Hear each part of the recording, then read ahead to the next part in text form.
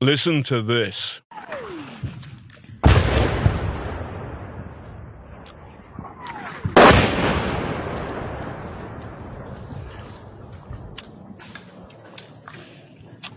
You're hearing a Ukrainian soldier eating chocolate to the sound of incoming Russian artillery. His Kit Kat under fire is commonplace for the Ukrainian people, but courage is not enough. The Russian army meat grinder in the east, in the Battle of Donbass, is doing far better than it fared in the Battle of Kyiv. 100 days more of war. Things are not looking great for Ukraine. The Russians have lost perhaps 30,000 soldiers so far, but now the Ukrainians have admitted to losing 10,000, and that number is going up by 100 soldiers every day. The Russians outnumber the Ukrainians in the field by 5 to 1, in artillery pieces by 7 to 1, maybe more. I go east from Kyiv and hang out with Vlad Demchenko, now a lieutenant in the Ukrainian Army Volunteer Corps. His unit is resting well away from the front line. Back in February, on day 2 of the war, Vlad arrested me for being a Russian spy. Do I look like a Russian spy? Still, we became friends, and now we're thick as thieves. While his pals tinker with a chain gun of a captured Russian armored personnel carrier in the background, I ask him, why do Ukrainian soldiers call Russian soldiers the orcs? It starts from all these Tolkien movies and Mordor. We used to call Russia Mordor like for years now, because Ukraine is like green hobbit land with peaceful people who just want to like dancing and drinking beer and like enjoy their life. This is the Shire. And there is Shire, exactly. And there is some kind of creatures who just want violence cause violence, and that's all. They just want to have these people under control, have this love under control, have this happiness under control. That's why. And also the orcs, because there are so many of them. As well. Of course, they look like this army of zergs, like first we call them also, there is a computer game called Star Wars, and there was one race that called zergs, and their strategy was just to rush, like, and destroy everything as fast as possible, also really close to. But yeah, I think it's just because they're ugly, and it's a lot of them, and they want violence cause violence. I take a look inside the captured Russian APC. It's a beast of a thing, a 6-wheeler, the chain gun jammed, the firing control system a museum piece. That high-pitched whine you're about to hear comes from the APC's Soviet technology, only 40 years out of date. This is a captured Russian armoured personnel carrier, which the Ukrainian army have got a hold of. I'm with the Ukrainian Volunteer Corps in an undisclosed location, and what they're doing is practicing loading it up, and pretty soon this is going to be used for real against the Russians. Now, I've seen quite a few of these things have been smashed to pieces, but it's my first time actually this close to it. Look, and I'm going to go, you can get a flavour of what it's like in the picture. Here we go, get him. And then this is the works. So imagine being in one of these, and then you get hit by a Ukrainian rocket. The shame of it is, my Ukrainian army friends, Vlad too, will soon ride into battle in this tin can of a death trap, packed with 40-year-old Soviet technology. They will face Russian artillery because the West is not sending the Ukrainians enough heavy metal to defeat the orcs. Jessica Berlin is a German foreign policy wonk. To quote the great Malcolm Tucker, omnishambles. It is a disaster. It is too little, too late. A lot of promises that turned out to be empty. And if I'm not mincing my words, it's because I just think we don't have time anymore to talk in circles about what's been promised versus what's been delivered. For now, the Russians have the upper hand. Donald Rayfield is Emeritus Professor of Russian at London University.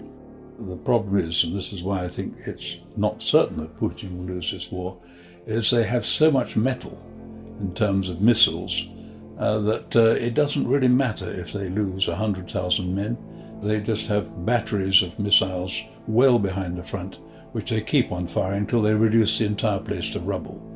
And they've got the capacity to reduce every Ukrainian city and every railway. Now, I've spent too long in Kyiv with my Ukrainian friends. I mean, I try and use my common sense, but obviously you become so attached to the Ukrainian side, it's difficult to see everything properly. Mm-hmm. Do you think Vladimir Putin could win this war? If we don't take measures, quite courageous measures, he will win the war, I think, in the end, because he will lose this stage. It will be like the first Chechen war, which Yeltsin lost, and then Putin came with just massive amount of metal and totally unrestricted killing. Parties aside, the bad news is that there is no serious evidence that the West is going to take those courageous measures to stop the Kremlin's killing machine. And that means, for now, that Vladimir Putin is winning. You're listening to Taking On Putin, Episode 10, How to Lose a War.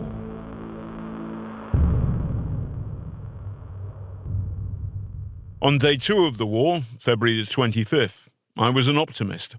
Here's an extract from my Kyiv diary, filmed for my Twitter account, @JohnSweeneyRaw. My pal Oskataji and I hear a rumour that the Russian army has penetrated the centre of Kyiv by the river Dnipro. Tough old day for Ukraine, for Kyiv. A little bit for me. Quick drink. Oh, thank God for alcohol. Oz,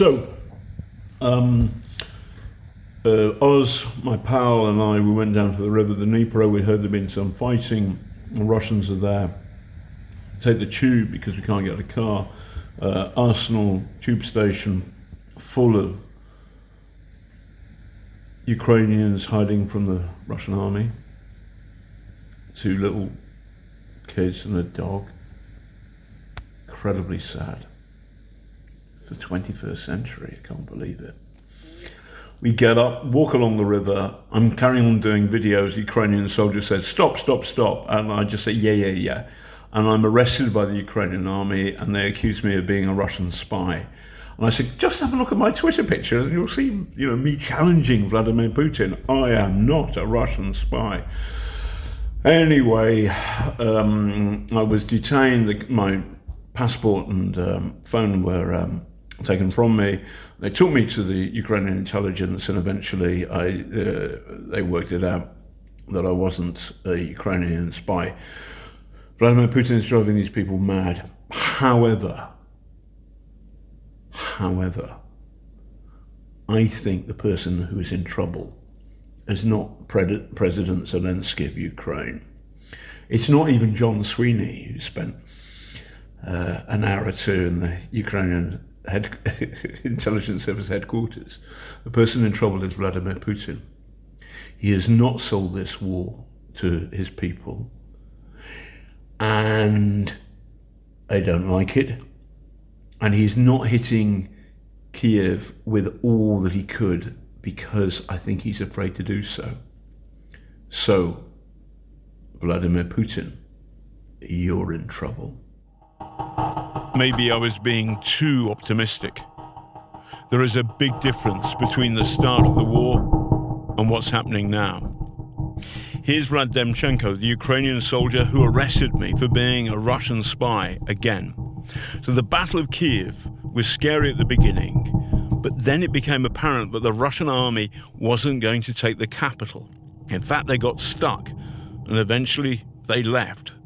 But the Battle of Donbass is much different. I asked Vlad to explain why the Ukrainian army isn't doing as well in Donbass as it did in the Battle of Kyiv.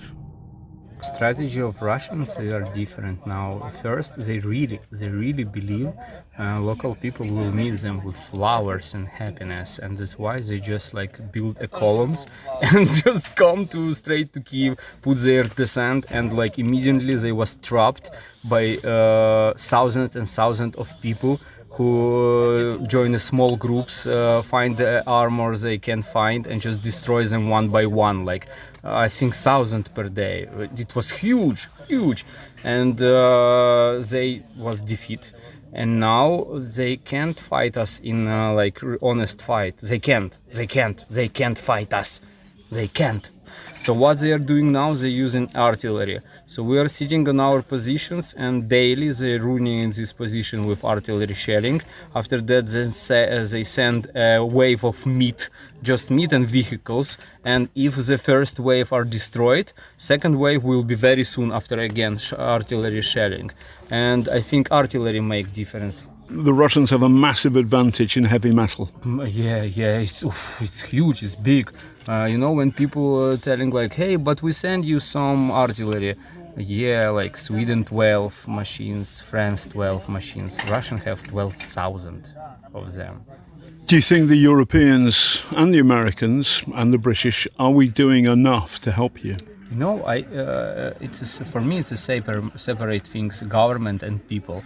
I feel like a huge support from regular people from all over the world, no matter it's France or Germany, and it's a huge difference with governments. I think governments playing their own games and they give us some supply, but they mostly following their own targets, you know, they playing with the audience, showing that they helping us, but for real, I telling you, this war can be over already if we will be armed early in March, in April. It will be over now. And all these ridiculous things that like Ukrainians don't know how to shoot with weapon. Oh my God, guys. Oh my God, we need week or two to learn everything you will give us. Everything you will give us. Personally, me, I am civilian. I know how to fire with 5 different kind of weapon.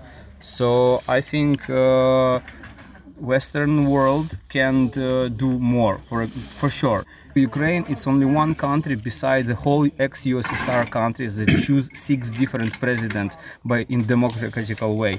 We avoid a nuclear, only one country in the world history that give up nuclear weapon, voluntarily give up. And we are fighting against country who rely on nuclear weapon totally.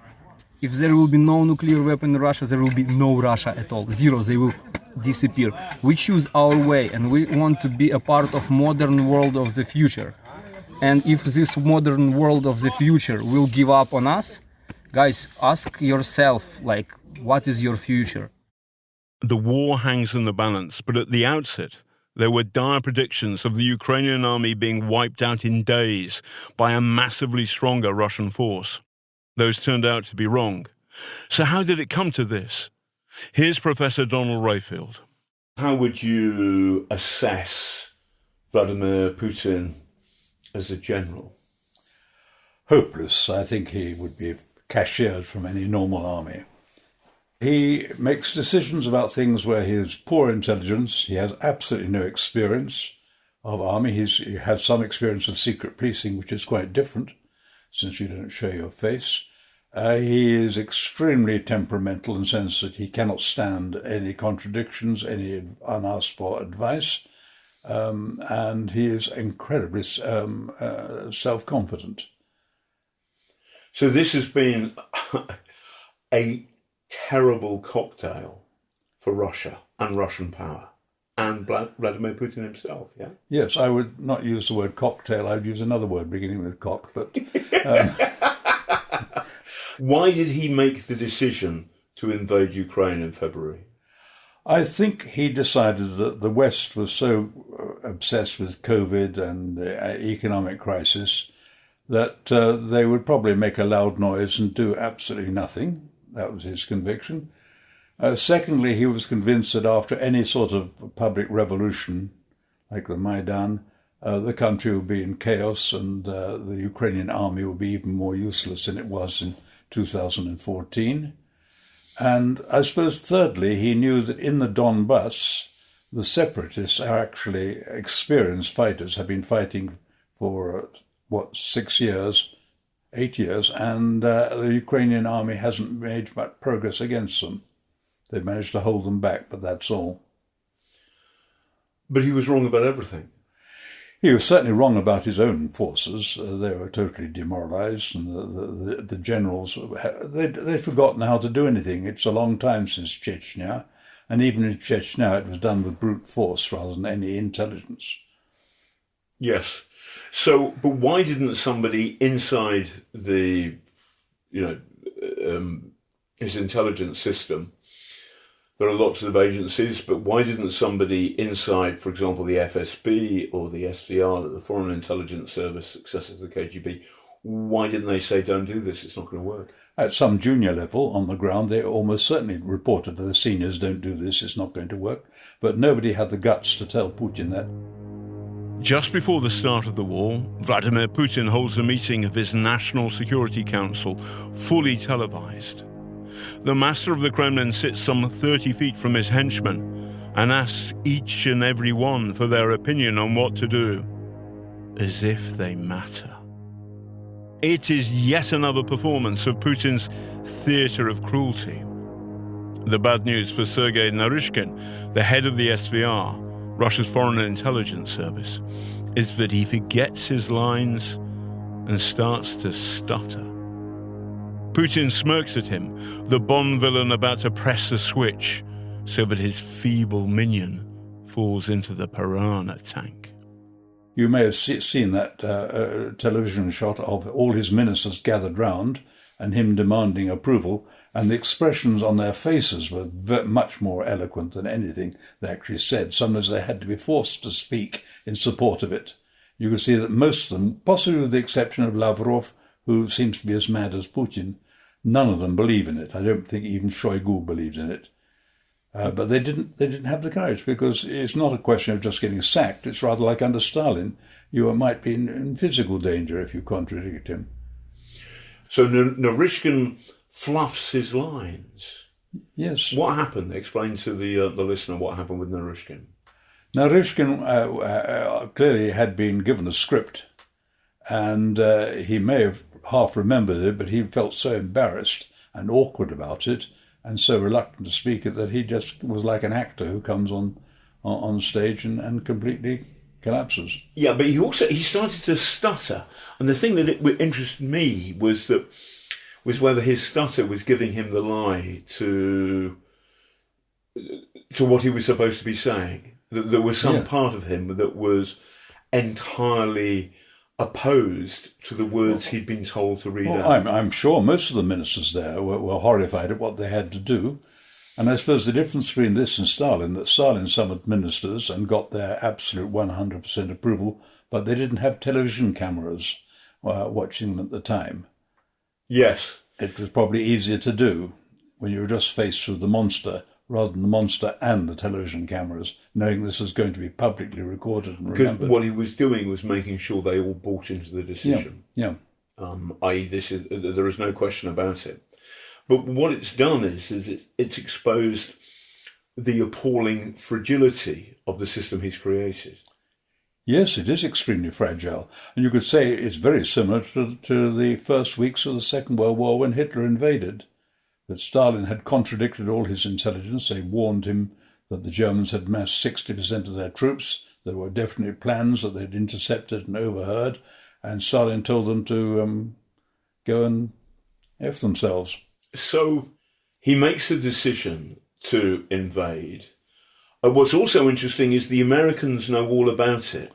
And the CIA, it seems, were telling Joe Biden to say the Russians are going to invade Ukraine in real time before it happens. Yes. Well, this is a rare case of the Americans having all the intelligence in every sense of the word that the Russians didn't have. By putting it out publicly and the truth, perhaps they thought it might deter Putin from going ahead if the world knew his plans right down to the details. And with all the satellite surveillance, I don't see how you can hide the gathering of a strike force of 200,000. Yeah. And guess what they would try and do. But it struck me that Putin would not like this, because essentially, he's the man who loves his secrets. Yes. So the gossip is that senior Russian army generals did not know the decision to invade, because Putin didn't want to share his homework with them. Yes, and they hadn't guessed. Relatively early on in the war, I came across a taxi driver in the Brovary area, on the east bank of the Dnipro, who told me that the Russian soldiers a lot of them were kids, and they were going up to the old people in the occupied villages and saying, "We're starving. Yeah. Have you got any food?" Does that surprise you? No, I think it's not just the lack of preparation, it's also the incredible corruption that as soon as anyone gets supplies of anything, whether they're building a bridge or feeding an army, it's stolen and flogged off. And this is the theme. So what's strange about the military failure of the Russian army is it was pre-written because of the nature of Vladimir Putin's Russia. The corruption is at the centre. The corruption was there even before Putin. True. The corruption was there even in the last years, in the Brezhnev years. The corruption was just unbelievable, that everything had to be budgeted for double the sum simply because so much would be stolen.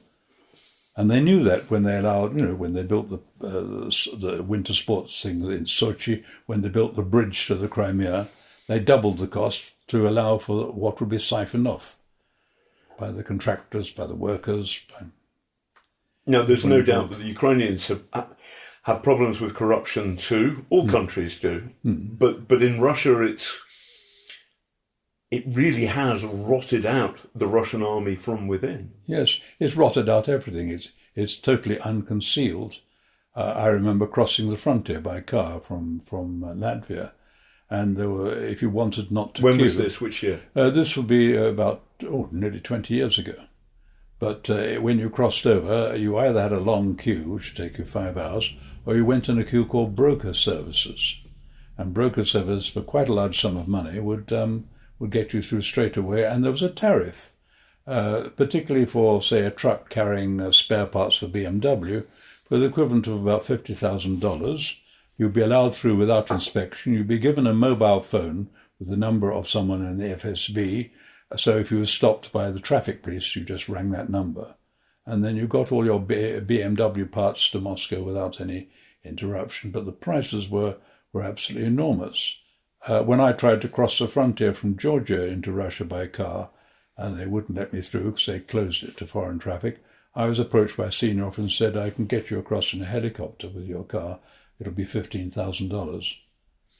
And did you accept his... No, I drove back and went to Turkey and got the ferry from Turkey. I'm too tight-fisted for that. So Prigozhin, the chef, yes, Putin's favourite restaurateur chef, he gets the contract for the Russian army to supply the Russian army with food, and the Ukrainians have captured Russian tanks or armoured cars with food which is 7 years past its sell-by date. Yeah. And they've captured a first aid kit which was made in something like 78. Yes. Does that surprise you? No, it doesn't, and some of the rifles were museum pieces. All those, I gather that First World War rifles are actually extremely good quality. But that was then, and this is now. To be in Kyiv at the start of the war was extraordinarily exciting. Ukraine was fighting for its life. Now the world knows that Ukraine's existential crisis is over, and attention has drifted away from the slaughter in Donbass. There's a passage in Nicholas Montserrat's great book about the Battle of the Atlantic, The Cruel Sea, where the narrator notes a change in the war, how it just becomes a grim grind. The same is true of the Battle of Donbass. When Vladimir Putin launched his full-scale invasion in February, Chancellor Olaf Scholz of Germany said that this was a watershed and denounced warmongers like Putin. But German promises of howitzers, big guns, have so far come to naught. President Emmanuel Macron has spent more FaceTime with Vladimir Putin this year than any other Western leader, and 100 hours on the phone with him. He's spoken of not humiliating the Russian leader. This goes down like a cup of cold sick with soldiers like Vladimir, who have to deal with a Russian meat grinder at the sharp end. Scholz and Macron are not popular in Ukraine right now. If we are talking about history, where you are going, guys? Where are you going, like Macron and Scholz? You are going to be a cowards in history that don't accept a battle. And a whole history of humanity tells that those who not accept the battle will be ashamed in their future history. And you guys will be on those pages with cowards again. And we will be heroes. As listeners to previous episodes of this podcast know, British governments have been shamefully reluctant to stand up to Vladimir Putin, even when his goons have poisoned British subjects. As bad, with the sleepy acquiescence of a succession of Labour and Tory governments, the City of London has created a fog machine of fancy offshore trusts and dodgy shell companies, where bad actors, including Putin himself, can hide their dark gold. But, to be fair, Boris Johnson was fast to send Ukraine military equipment when it needed it most. In this regard, the record of the French and German governments has been dismal. Jessica Berlin is a German national security analyst who has stopped her normal work to concentrate on the war in Ukraine. I'm not a great diplomat, so I'm just going to be very blunt. Jessica, are you ashamed to be German at the moment? I am ashamed of the German government. I'm not ashamed to be German because I think it is precisely my Germanness that drives so much of why I care and why I've given up my normal work to support Ukraine. It is precisely my Germanness that makes me do that. So if I can say I'm proud to be German, then I am, because I think our legacy is a responsibility and a holy one. Even in a non-religious sense. And I am deeply ashamed of the German government because we are betraying that responsibility. We are betraying what it means to be German. Let's talk some facts. For the moment, well, how would you summarize the German government's response to the Ukrainian government, President Zelensky saying, please, can you send us some heavy metals so we can fight the Russians fairly? Germany is the fourth largest weapons producer in the world. So where are the weapons to Ukraine? I'm sorry, this is not complicated. It's a 13, 14-hour drive from here to Kyiv. We've had 3 months to deal with the paperwork. We've had 3 months to figure out how to get it done. And at this point in time, with the stakes so high and devastating loss of innocent lives every day, if Germany is not actually delivering on its promises, if the hardware is not arriving on Ukrainian soil and being given to the Ukrainian military, then that's not an accident, that's intentional. Why the delay? Why the shilly-shallying? That's the million-euro question, isn't it? There are a lot of theories. The SPD has been in bed with Russia for decades.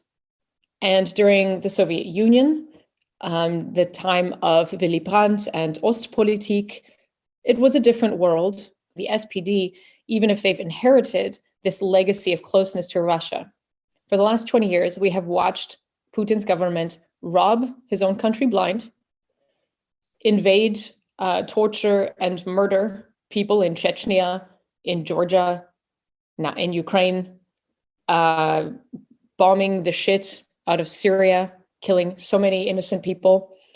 We know who this country is. We know who this government is.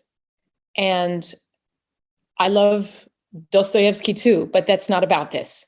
Just like during World War II, you could love Beethoven and still fight the Germans because you had to, because it was a moral responsibility and also a geopolitical security necessity. And the SPD, broadly, the consensus in the party is to back this chancellor And for Scholz in particular, like he was a young SPD member, and he had close ties to the East German dictatorship. He was frequently received in East Germany at high levels of the SED, the East German government ruling party, as the equivalent of an honored guest at a diplomatic level. As a teenager, Olaf Scholz was in the Marxist wing of the Young Socialists and the SPD, all for overcoming capitalism and condemning NATO as aggressive imperialist. Before the fall of the Berlin Wall, he traveled to East Germany on trips sponsored by the communist dictatorship. So everybody's clear, when East Germany was Stasi land, when Yes. everybody knew that if you fucked the wrong person and you were critical of the government, you could be blackmailed, you could be compromised, you could be, and good people had their lives blunted because of the hideous depth of repression and the denial of democracy. And everybody knew that. The thing that infuriates me about what the SPD is doing at the moment, the German Social Democratic Party, is they're ignoring their own history. Because, for example, in 1931, there was regional elections in Prussia, and Stalin told the KPD, the German Workers' Party, the German Communist Party, to ally with the Nazis to destroy the Social Democrats, the SPD, who Stalin called the social fascists. And the SPD fought like tigers against both the communists and the Nazis to defend, as best they could, German democracy. Precisely. And they were crushed by an alliance, an evil and dark alliance, prefiguring the Nazi-Soviet Pact in 1931. And I went to the LSE in the late 70s, but my director was Ralph Dahrendorf, whose father was an SPD MP. And as a teenager, 15, 16, 17, Ralph Dahrendorf went to a German concentration camp. Eventually he was freed and he survived the war. But that experience burnt something into him in a belief in democracy. And I do not understand how somebody like Scholz can not understand that we're fighting Russian fascism right now. Does he not get it? I don't think he wants to get it. And this is where the geopolitical can get pulled down to the very microcosmic level of the individual. I think his ego can't take it. Olaf Scholz cannot be wrong. He fancies himself a very clever guy. He's gone from being mayor of Hamburg to being the finance minister and the vice chancellor, and now here he is chancellor. This is somebody who has been in the party. He's been an SPD man for decades. His entire adult life has revolved around politics. Now he's reached the pinnacle of his career. Here I am. And he cannot bear people telling him he's wrong. He doesn't want to see it. Because this would mean that for the last 20 years, indeed the last 40 years, he's been wrong. I suppose to be charitable, you can make the argument that because of Hitler, the legacy in German politics is never to make the mistake that Hitler made ever again. Mm-hmm. For Germany not to be seen to be throwing its military heavy metal around, to be very, very careful indeed of doing anything which might be seen as restarting, reigniting the Hitler years. You're absolutely right that the shadow of Nazi Germany looms over us today, looms over any German chancellor. So I understand and I respect that fear of any German government to avoid repeating those mistakes. However, I think it's letting us a little bit off the hook to say that's why we're behaving as we do. We do billions in business with Russia, with China, with Saudi Arabia. Our industry is deeply in bed with many dictatorial murderous regimes around this world. And to say that we're not willing to stand up to this kind of genocidal violence just because we don't like to be aggressive, we don't like weapons, we want to avoid war and conflict at any cost, I find it a highly convenient, sounds vaguely moralistic argument to cover our backs, when the fact is, for many people in this country, for many industries in this country, a return to the status quo where Russia is a dictator that we just vaguely tolerate and we can do lots of business with and shut our eyes to everything else he does. A return to that status quo is in a lot of people's financial and political interest. I think our hypocrisy is Putin's greatest weapon. What about Macron? I cannot understand how a rational and clever man like Macron keeps on giving Vladimir Putin the benefit of the doubt. I don't get it. I don't understand it. Do you? I wish I did. And I would like nothing more than to grab a beer with Scholz and Macron and hash this out. But all we can do is theorize. And I fear just from observing. By the way, there's a certain point I'd start pouring beer over their heads and saying, Vladimir Putin is a killer. He's a serial killer. He kills people who disagree with him. And so you can't appease him. Appeasement of Putin is wrong. Yeah, I couldn't agree more. And Macron, he's in my generation. He's my age. And he's a smart guy. Whether one agrees with his politics or not, he's not stupid. And this is where I fear, once again, the ego comes into play and is shaping his government's policies. He thought he would sweep in there le petit roi de soleil and the whole history of French diplomacy riding on his shoulders, and I'll solve this thing for Europe. Here comes Captain Europe to save the day. And Putin saw right through it, played him like a fiddle, and sent him home with his tail between his legs, and then invaded Ukraine. How humiliating. I think he is still trying to act like that humiliation didn't happen. He doesn't want to admit that Putin played him like a fiddle. We need to help Ukraine win this fight militarily and break the Russian economy so badly that he has to negotiate, that he has to make it stop. That's the only language he will respond to.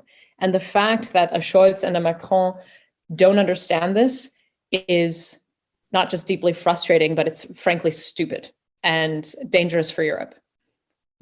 And the world. Jessica, how does this end? Because at the moment, the two most powerful nations inside the European Union are on Team Putin. How does it end? I know this is an audio podcast, but right now my face is in my hands. This doesn't end well. Already tens of thousands of Ukrainians are dead. Ukrainian cities lying in ruins. Even if it ended today, this is a disaster. Best case scenario, the Americans ride in like the cavalry, a little late as always, but coming through and give the Ukrainians everything they need to destroy Russian artillery, to win the war, to push the Russian military off of their soil, reclaim the territories that were taken from them. Yes, okay, so we've had the fairy story. What do you think is going to happen? I think, you're killing me here. What a question. What do I think is going to happen? I do think more weapons are coming to Ukraine. However, I do think they will get there too late to make a decisive victory in Donbass. I think the Russians will regroup. I think also they will start making more diplomatic overtures to call a timeout, but actually use it to readjust their military logistics and basically regroup for another offensive. This is also textbook. They've done this in the past. They'll do it again. And unfortunately, I think because there's so many voices in Europe calling for dialogue and diplomacy, that when the Russians make that call for a timeout, a lot of people in Europe will push for it and say, yes, finally. Anyone who doesn't accept this offer of dialogue is a warmonger. And then we'll be back at the drawing board, and many more tens of thousands of Ukrainians will die. Many more cities will be destroyed. Putin's narrative that might makes right, and you can invent your own facts, even to justify invading another country and murdering people, that this will gain further sway, and he'll feel himself vindicated in his strategy because it's working. What I'm saying is, what we do or don't do right now will set the chessboard for everything that comes next. And if we don't act decisively now, this is going to get so much worse. And unfortunately, when I look at the leaders in my country, in France, in Italy, it's too little too late. They don't understand that this is where we stand, and it will only get worse unless they wake up very soon. To be honest, I don't think that either Macron or Scholz get Vladimir Putin.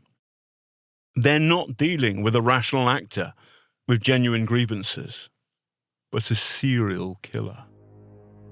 Professor Rayfield, cannier than I, foresaw that the Russian army's massive advantage in heavy metal, tanks, artillery, rockets, and sheer force of numbers would pay off. Now that the Russian side is doing far better, what next? The spectre haunting the world is that Vladimir Putin will wage hunger war. Ukrainian grain feeds much of the Middle East and Africa, but the Russian Navy is blockading Ukraine's Black Sea ports, the ones which haven't been smashed to pieces, that is. If the Russian blockade is not challenged, millions of people around the world will go hungry this year, and some will die of starvation. For Ukraine, hunger war is not new. In 1933, Stalin's man-made famine, the Holodomor, killed maybe as many as 4 million Ukrainians. I wrote a thriller about it, The Useful Idiot. The idea that once again a famine created in the Kremlin could kill millions is sickening. But that prospect is all too real. What courageous steps do the West need to do? I think they've got to send in shipping. They've got to break the blockade of Odessa. I think the Ukrainians have to be helped to bomb Sevastopol and all the Russian ships that are docked there. I think they have to destroy the bridge that feeds the Crimea. And at the moment, none of that's happening. None of that's happening because the Americans and the British are not giving the Ukrainians the big, heavy pieces of heavy metal necessary to do those things. They are, because they're frightened of escalation. They're frightened if they do something major, like forcing a blockade, which would release all that wheat, which I'm sure the rest of the world would encourage. Egypt's going to starve unless that's done. And destroying that bridge, which is illegal. I suppose they're afraid that Putin might then order a thermonuclear strike. Once again, the master of the Kremlin is getting his own way by his ability to generate fear of escalation, fear of world famine, fear of nuclear Armageddon. The Ukrainians are fighting like tigers, but if the West is paralyzed by fear, then there is only so much that they can do. And that means that Vladimir Putin has a chance of winning this war. Back home in Russia, very few dare to stand up to him. But, as the great American military psychiatrist Professor Robert Lifton says, the enemy of totalitarianism is tolerance of humor and mockery. So, next episode, we're going to be talking about Vladimir Putin's poo. Here's Jessica Berlin. So, you read the story in Paris Match. Would you like to explain why are you laughing? Because I need to take any laugh I can get right now, frankly. So the fact that there's a man walking around with a suitcase full of Vladimir Putin's dookies is just fantastic. the poor sod who doesn't understand what we're both laughing at, which will explain. When you've been to lots of great universities, explain as best you can what the story is, what we're laughing about. Oh gosh, well, I never was a medical student, but as a layman, there's a lot of information about a person's health that can be derived from analyzing their poo. And Vladimir is a secretive kind of guy and doesn't want anybody to know what's going on down below. So apparently he has a mobile shit intelligence unit going around with him every time he takes a dump. And he literally has his own like secure porta potty. Say that again. A secure porta potty. Like he has his own toilet that he brings with him on international trips, or if it's logistically not possible to use it when he's in a certain place, that basically his security detail is like collecting his poop so that no one can take it and analyze it. And you saw this video of him leaving the bathroom from some function, and there's like he's escorted by 6 security guys in suits. And one of them, very ominously, is carrying a suitcase when he comes out of the men's room. I love it. That's the next episode of Taking on Putin, the Kremlin patient. You've been listening to Taking on Putin, How to Lose a War.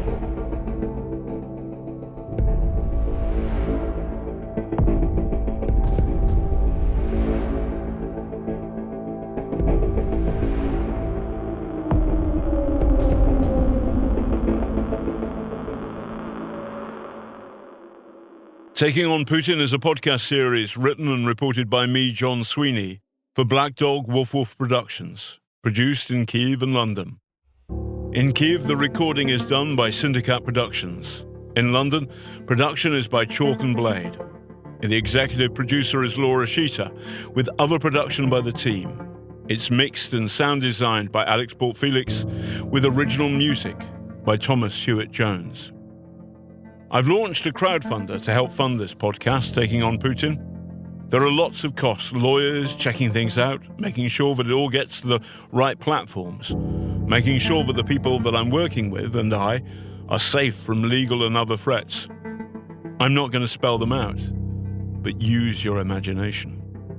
So, if you can help me tell this story, please help me crowdfund it. In your search engine, dial in Crowdfunder Taking on Putin with me, John Sweeney.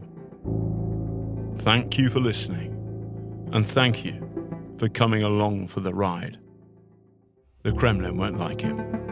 Take care, and love from Kyiv.